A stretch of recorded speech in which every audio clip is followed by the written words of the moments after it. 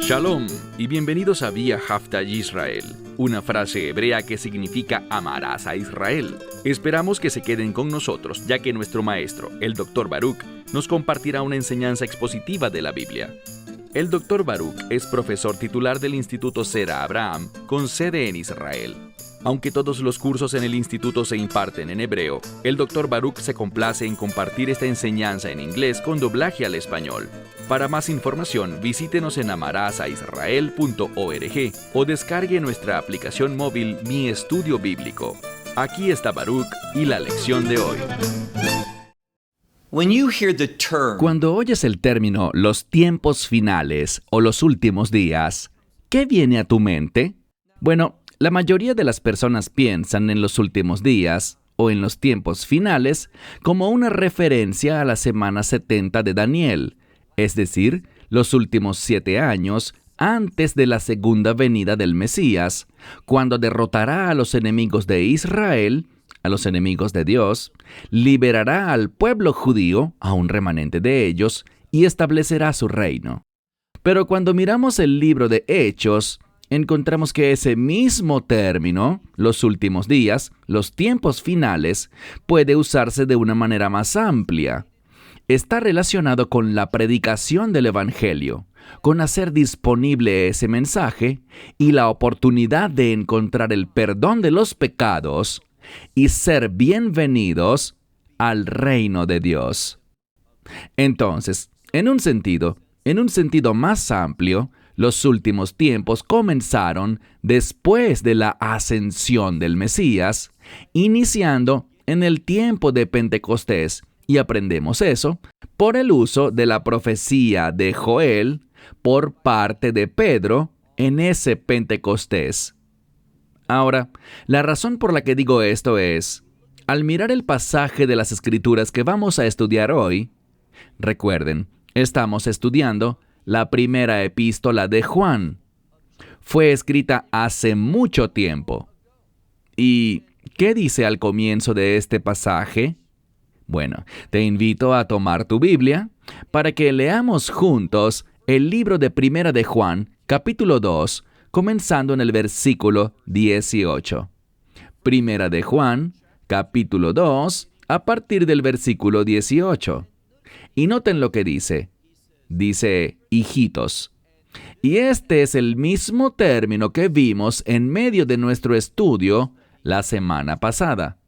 No es el término que quiere decir niños en general, como un término de cariño, sino que está hablando de individuos que son jóvenes, quizás jóvenes en su fe, pero que entienden que son siervos de Dios, que han sido llamados a honrar al Dios viviente mediante un compromiso de justicia, sometiéndose a la autoridad de Dios, comprometidos con los planes y propósitos de Dios.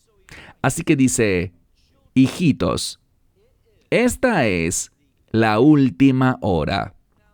Ese es otro término que se refiere a los últimos tiempos, a los últimos días. Pero por supuesto estamos retrocediendo casi 2000 años. Entonces esta hora final habla de cuando el Evangelio está disponible. Y con la predicación del Evangelio habrá oposición.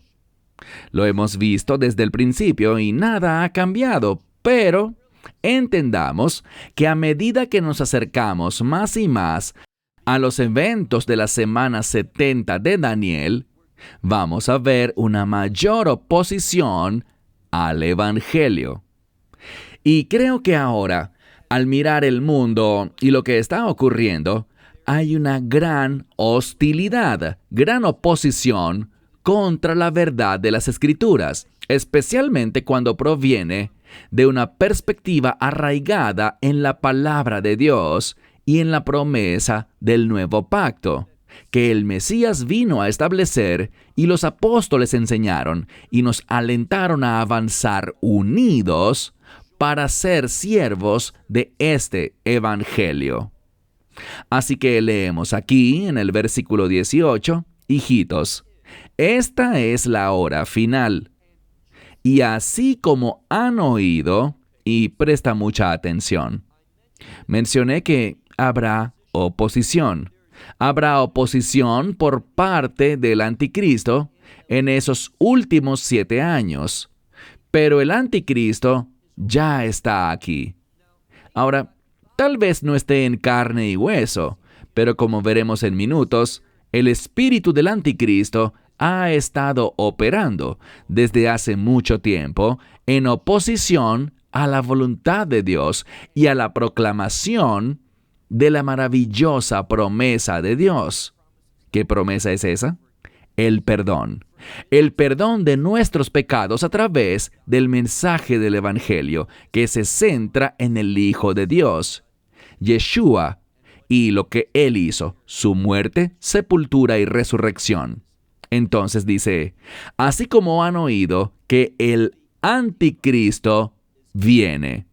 Bien, esta palabra viene en el griego original está en modo pasivo. Y lo que eso significa es que habrá algo que cause que Él venga. Y eso es exactamente lo que Pablo nos enseña en 2 a los Tesalonicenses capítulo 2. Así que lo hemos oído. Leamos de nuevo. Así como han oído que el anticristo viene o que será traído, pero noten lo que escribió en ese momento. La verdad, remontándonos hasta el tiempo de los apóstoles. Él dice, y ahora muchos anticristos han surgido. Este término han surgido habla de los anticristos que fueron, que son y que serán hasta la segunda venida del Mesías, cuando derrote al anticristo y, oye bien, y al espíritu del anticristo.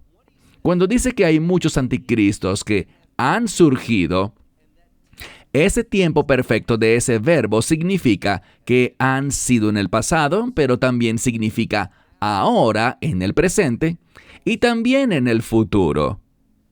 Y estos muchos anticristos son aquellos, y veremos claramente a lo que se refiere, son individuos que están operando, comportándose, pensando, enseñando y moviéndose en el mismo espíritu del anticristo y con el mismo propósito del anticristo.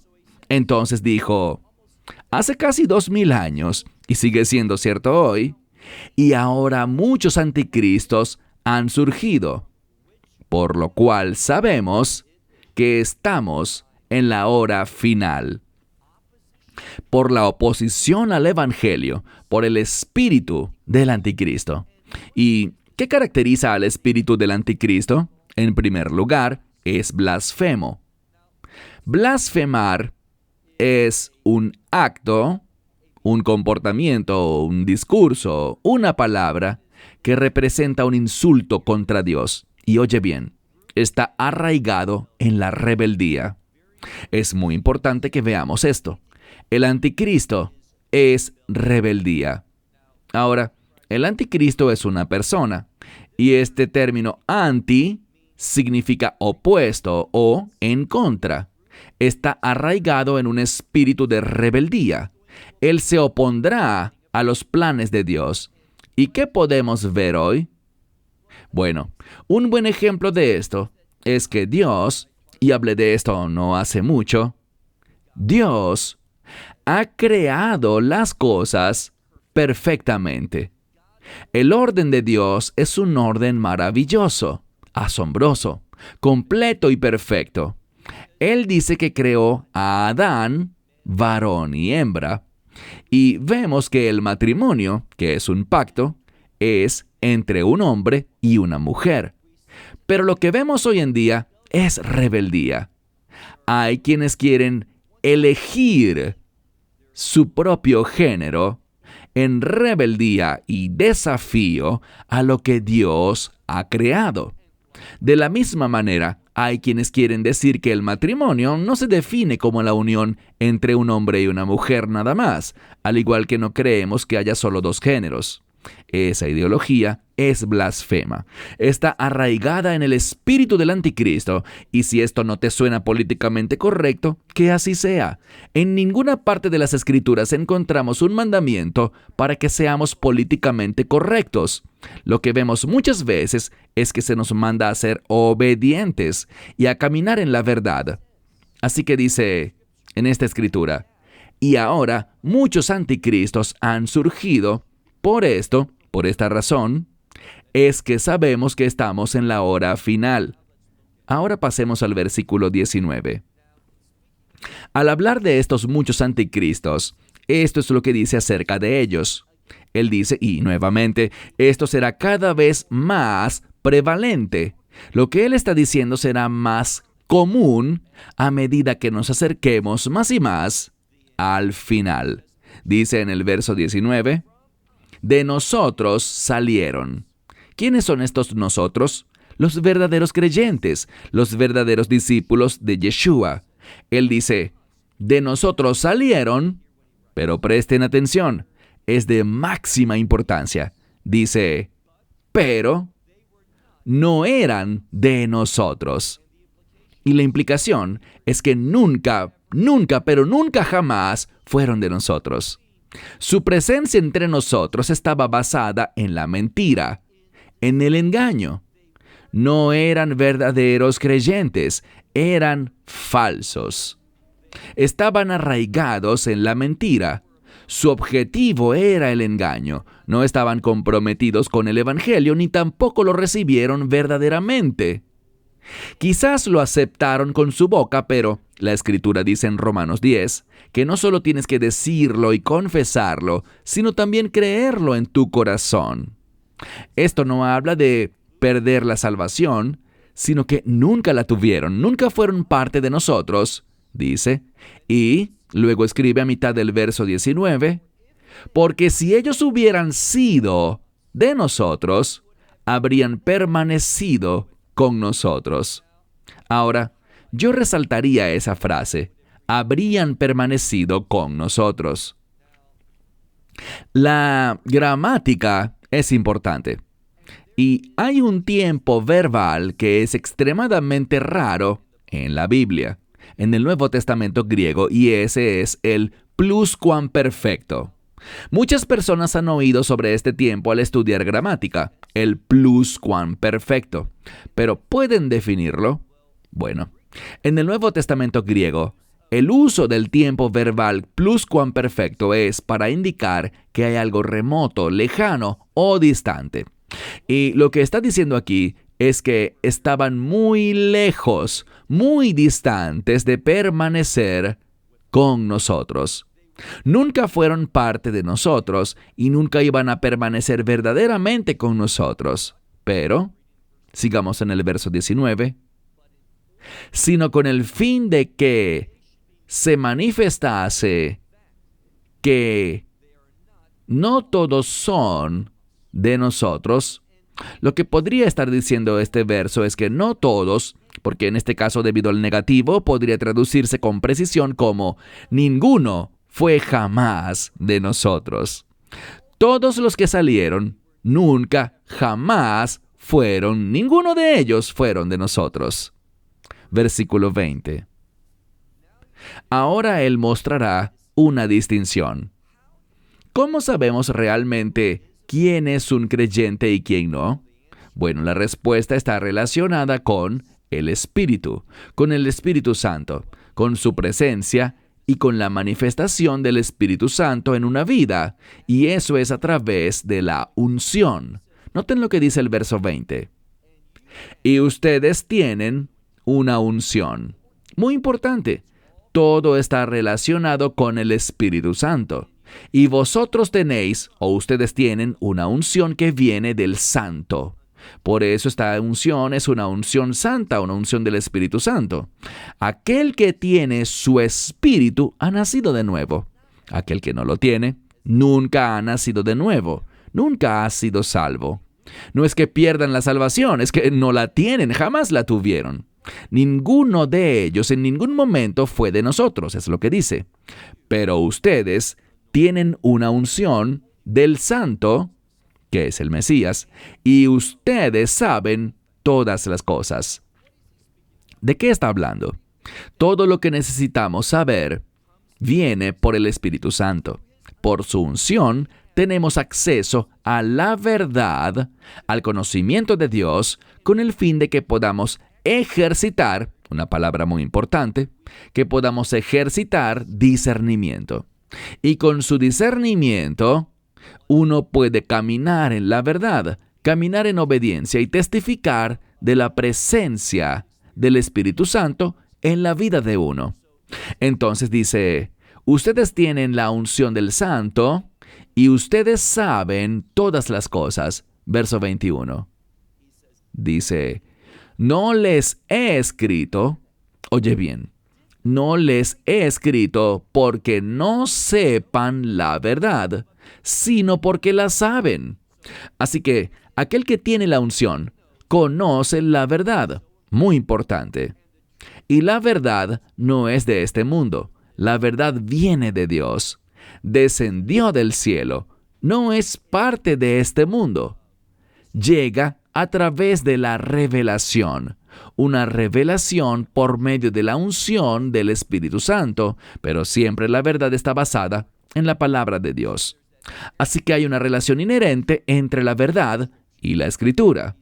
Y dice, no les he escrito a ustedes porque no conozcan la verdad, sino porque la conocen. Y que todo, es decir, todo lo demás, es mentira, es un engaño, no proviene de la verdad. Eso es lo que dice. Noten algo muy importante aquí. Tenemos una dicotomía. Hay una polarización, es decir, existe la verdad y todo lo demás es falso. Si no es parte de la verdad, es falso. Por eso nunca deberíamos decir, oh, esta es mi verdad. No existe tal cosa. Solo existe la verdad de Dios. O aceptas la verdad de Dios o no tienes verdad alguna. Es una mentira. No hay posiciones intermedias. Blanco o negro es lo que está diciendo. Así como hay luz y oscuridad, bien y mal, verdad y mentira. Esto es lo que la palabra de Dios está revelando. Luego dice, cuando dice que todo lo demás es falso, esa es la implicación, lo demás es mentira y falsedad porque no proviene de la verdad. Verso 22. ¿Quién es el mentiroso? Bien, sabemos quién es el verdadero, el santo, porque el Mesías es el camino, la verdad y la vida. Lo que dice aquí es que el anticristo y aquellos que le pertenecen, ellos son de la mentira. Y dice, una vez más, versículo 22, ¿quién es el mentiroso? Y agrega, es aquel, dice aquí, es aquel que niega que Yeshua, el que niega que Yeshua o afirma que Yeshua no es el Cristo. Muy sencillo. Cuando una persona niega que Yeshua es el Mesías, esta persona no ha recibido la verdad. Esta persona está viviendo en el engaño, en la mentira. La verdad comienza con una confesión de Yeshua, Jesús de Nazaret, como el Mesías. Si lo niegas, estás con el anticristo. Serás usado por él, estarás de acuerdo con él, le servirás. Esto es lo que dice la Escritura. Entonces, ¿quién es el mentiroso? Él dice, ¿no es acaso aquel que niega a Yeshua? Que dice que él no es el Mesías. Mira al final del verso 22, este es el anticristo. Lo que está diciendo aquí es que el anticristo, ese principal anticristo, negará que Yeshua es el Mesías. Y cualquiera que también lo niegue, está relacionado con el anticristo. Ahora, recuerda lo que dice la Escritura. El Mesías dice, no piensen que vine a traer paz. No vine a traer paz, sino espada. En el Evangelio de Lucas dice división. ¿Por qué? Porque una espada divide. ¿Y cuál es esta espada? Es el Evangelio. es la verdad de Dios concerniente a la identidad, y no solo a la identidad, sino también a la obra del ungido del Mesías, quien fue ungido para un propósito. Él es el Rey de Reyes y Él establecerá el reino. Así que todo el que no crea en la verdad, ni acepte la verdad de que Yeshua es el ungido, este es el anticristo. ¿Quién es el anticristo? ¿Quién está relacionado con él? El que niega al Padre y también al Hijo. Esto es importante porque cualquiera que niegue que Dios es el Dios Padre y también Dios Hijo, este está en unidad con el anticristo. Él los seguirá, se comprometerá con él, estará de acuerdo con él, pensará como él y será engañado por él. Es lo que dice la Biblia. Así que es muy importante que veamos aquí que esto tiene implicaciones teológicas significativas. Es decir, si uno niega al Padre, automáticamente está negando al Hijo. Esto habla sobre la relación que existe entre Dios el Padre y Dios el Hijo. Así que es fundamental que entendamos lo que dice esta palabra. Aquel que niega al Padre, también niega, repito, aquel que niega al Padre, también, la implicación es que niega al Hijo. Pero el que niega al Hijo, literalmente dice, todo el que niega al Hijo. ¿Acaso al mismo tiempo no niega al Padre? Y esto también tiene grandes implicaciones. Voy a retroceder y leer esto cuidadosamente. Mira de nuevo el versículo 22. Él dice, ¿quién es el mentiroso? ¿No es el que niega que Yeshua es el Mesías, el que dice que no es el Cristo? Ese es el mentiroso. Este es el anticristo y el que niega al Padre también. La implicación es que él no cree que haya un Padre Dios. No solo que existe Dios, sino que Él es el Padre de Yeshua. Esa es la clave. Alguien podría decir, yo creo en Dios Padre, en un sentido general, que Él es el creador de todo. Pero eso no es de lo que habla este pasaje. Juan está señalando a aquel que niega que Dios es el Padre de Yeshua, el Hijo. Todos, mira el verso 23, todos los que niegan al Hijo no tienen al Padre. Esto es importante porque hay quienes enseñan que, bueno, si tú crees en el Padre y crees que hay un Mesías, por defecto ya estás creyendo en Yeshua, el Mesías. Pero eso no es bíblico. Esta escritura dice algo en contraste con eso. Lo que dice la escritura es esto: si niegas al Hijo, alguien que diga, yo no creo que exista un Dios Hijo, esa persona también, leemos aquí, que éste no tiene al Padre, no tiene relación con el Padre. Aquí está la verdad práctica. Si niegas al Hijo de Dios, no tienes ninguna relación con el Padre. La única manera, y quiero repetirlo, la única manera en que puedes tener una relación con Dios es a través del Hijo. No hay otra manera. Si niegas a Yeshua, estás negando que existe Dios. Puedes decir que hay un Dios, pero no tienes ninguna relación con Él. Es lo que dice el texto. No tienes al Padre.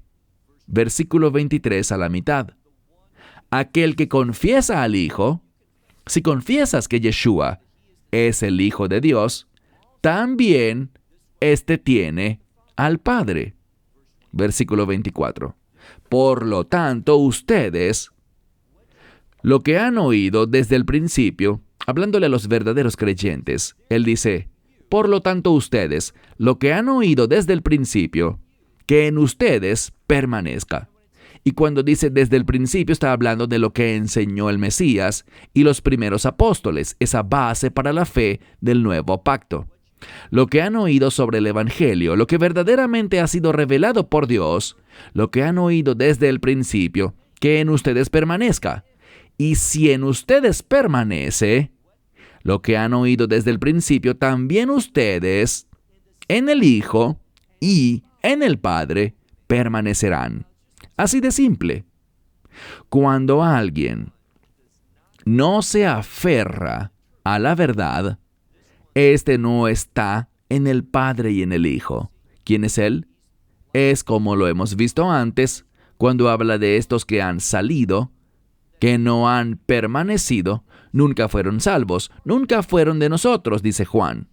Así que Él simplemente está diciendo que aquellos que dicen, oh, somos seguidores del Dios de Israel, pero no creemos que haya un Hijo de Dios.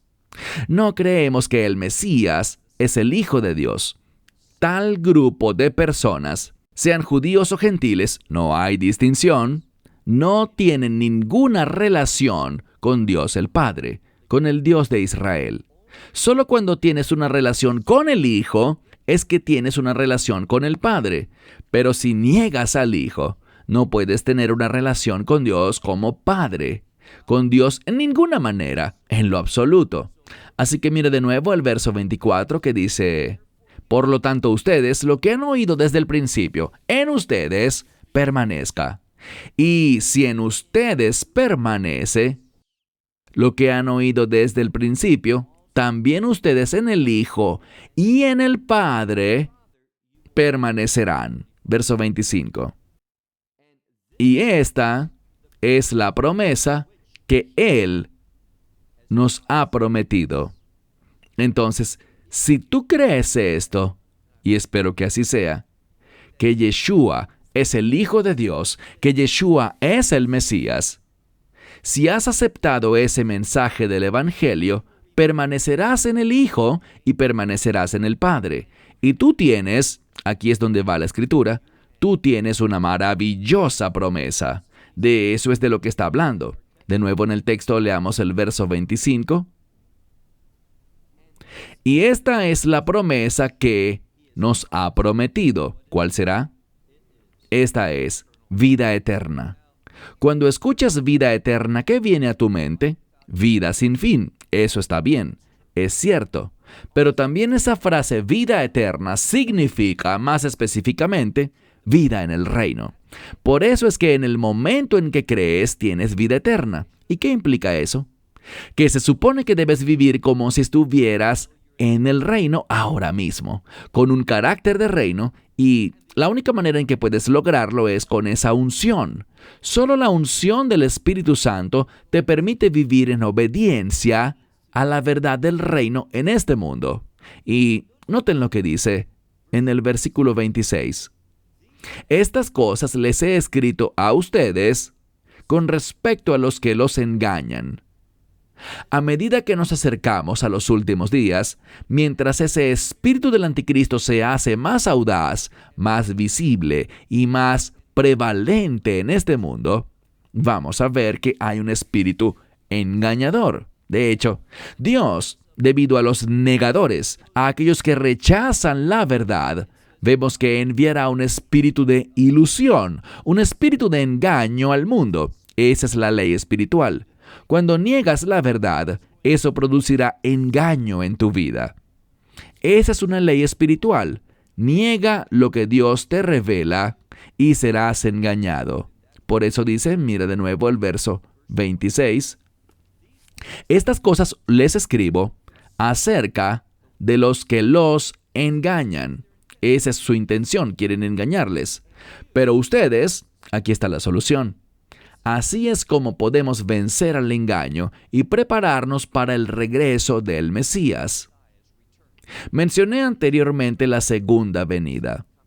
La segunda venida es principalmente, oye bien, es principalmente para el remanente de la casa de Israel y de Judá, para ese tercio que estará vivo todavía al final de la tribulación de Jacob, esa segunda mitad de la semana 70 de Daniel.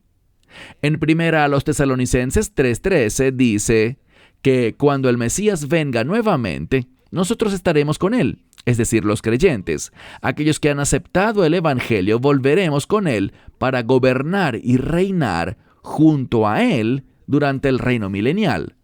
Por lo tanto, aquí no estará hablando en unos minutos de la segunda venida, sino que estará hablando de un evento que no es para el remanente de Israel, que lleguen a la fe en la semana 70 de Daniel. esos últimos 7 años, sino que estará hablando con los verdaderos creyentes, aquellos que permanecen en el Mesías, en la palabra, que siguen lo que han oído desde el principio, la verdad, y no han sido engañados. Dice aquí en el verso 27, en cuanto a ustedes, la unción que han recibido de Él, en ustedes permanece. Es decir, el Mesías permanece en ustedes y también su unción. La palabra en griego para unción aquí en el texto original es crisma. Crisma significa unción y encontramos que es una palabra neutra, así que habla de esta unción que permanece en ustedes. Pero, si tienen la unción, el Mesías también estará en ustedes. Así que dice en el verso 27, y en ustedes la unción que recibieron de Él, del Mesías, en ustedes esta unción permanece. Y noten el maravilloso resultado de eso. Y no tienen necesidad de que nadie les enseñe. Lo que esto quiere decir no es que nunca necesitaremos que alguien nos enseñe, todos necesitamos ayuda y discipulado. Pero en estas cosas básicas, lo que Él está enseñando ahora, seremos capaces de discernir. Sabremos quién es verdadero y quién es un mentiroso, quién es el que lo ha negado y quién es el que lo ha recibido, quién pertenece al anticristo y quién pertenece al verdadero Cristo. Eso es lo que dice aquí. No necesitas que alguien te enseñe estas cosas básicas porque ya las conoces. Pero como esta misma unción les enseña acerca de todas las cosas, todas estas cosas relacionadas con lo que está hablando aquí, de estar listos y ser hallados fieles. ¿Para qué evento? Ahora llegamos al final del capítulo 2 y Él terminará este capítulo con una esperanza bendita. Y esa esperanza bendita es la venida del Mesías, y no estamos hablando de la segunda venida, sino que estamos hablando del arrebatamiento, la esperanza bendita, lo que se revela en Primera a los Tesalonicenses capítulo 4, Primera a los Corintios 15, Segunda a los Tesalonicenses capítulo 2 y Tito, capítulo 2, versículo 13. Noten lo que dice en el versículo 27, aquí en Primera de Juan 2. Pero como esta misma unción les enseña acerca de todas las cosas y es verdadera. Esta unción produce la verdad. Es una unción verdadera. Y Él, el Mesías, es la verdad. Y Él no es un mentiroso. Es decir, no hay falsedad en Él, ni con esta unción. Así como Él les enseña la unción, o también puede traducirse, así como la unción se los enseña, permanezcan en Él, en el Mesías. Sabemos que se refiere a permanecer en el Mesías porque si fuera la unción, sería género neutro, pero esto está en masculino, por lo tanto yo lo traduzco así. Tal como Él les enseña, por medio de esta unción, permanezcan en Él, en el Mesías. Verso 28. Aquí leemos, y ahora, hijitos, aunque esta no es la misma palabra para hijitos que vimos en el versículo 18, sino que es una diferente, se utiliza una palabra que enfatiza el afecto, el amor, y enfatiza una relación familiar. No crean la mentira de que todos somos hijos de Dios. ¿Dónde dice eso la Biblia? Toda persona es creada por Dios. Nacieron en este mundo, pero haber nacido en este mundo, ser una creación de Dios, no es en lo absoluto algo que produzca por defecto que tengas una relación con Dios. Tienes que nacer de nuevo. Tienes que ser redimido por la sangre del Mesías. Debes recibir el mensaje del Evangelio. Tienes que creer no solo que el Mesías murió en aquel madero, en esa cruz, sino que resucitó de entre los muertos y ascendió a los cielos. Todo eso demuestra la aceptación de Dios de su obra. Así que dice verso 28. Y ahora, hijitos, permanezcan en Él. ¿En quién? En el Mesías. Es claro por el contexto. ¿Por qué? Porque dice, para que cuando Él sea manifestado, y está en pasivo. ¿Qué implica eso? Que el Mesías está esperando. Él está demostrando su misión a la voluntad de su Padre. Y por eso dice, para que cuando Él sea manifestado, nosotros tengamos, porque hemos permanecido en esta unción, porque hemos caminado en la verdad, porque hemos permanecido en Él, ¿qué vamos a tener? Vamos a tener confianza, vamos a ser audaces. Eso es lo que dice aquí a mitad del verso 28. Para que tengamos confianza y no seamos avergonzados, es decir, no seamos avergonzados por Él al momento de su venida. Bien, insisto, esta venida se refiere al arrebatamiento. ¿Por qué? Porque tiene que ver con nosotros. Si fuera la segunda venida, no existiría el riesgo de que fuésemos avergonzados. ¿Por qué? Porque Él no se manifestará a nosotros en ese momento. Para el tiempo de su segunda venida, ya habremos estado con Él. Habrá personas que han estado con Él durante siglos, por más de 1000 o 2000 años. Aquellos que al morir, sus cuerpos fueron puestos en una tumba, pero sus almas ascendieron al cielo y están con el Mesías. Así que en la segunda venida, ¿por qué serían avergonzados? Ellos vendrán con Él. Ya han estado con Él, y aquellos que participaron en el arrebatamiento también habrán estado con Él por un corto periodo de tiempo.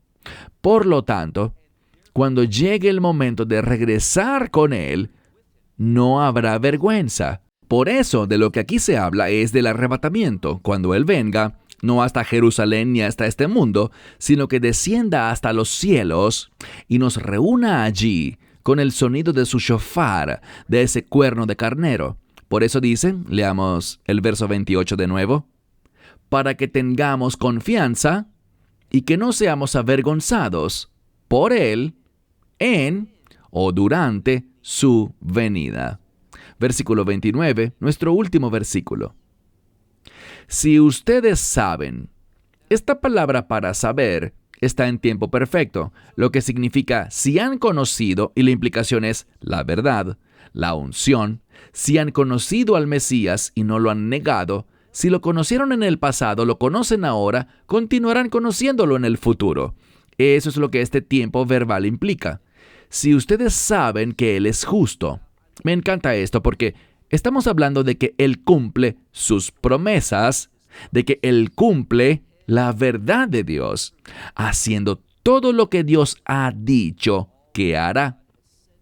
Y cuando habla de la venida del Mesías para reunir a su cuerpo de creyentes, a sus discípulos, a la iglesia, cuando dice eso, leemos, y este es justo. Ustedes saben que todo el que practica la justicia, y aquí está la clave, esta es una prueba. ¿Cómo sé que verdaderamente he recibido el Evangelio? ¿Cómo sé que no soy de los que lo niegan? Que no soy alguien que retrocederá cuando las cosas se pongan difíciles. Bueno, primero que todo, si eres un creyente, tienes la unción, el Espíritu Santo está en ti. Pero así como está esa convicción interna, también hay una manifestación externa, y es justamente lo que dice aquí.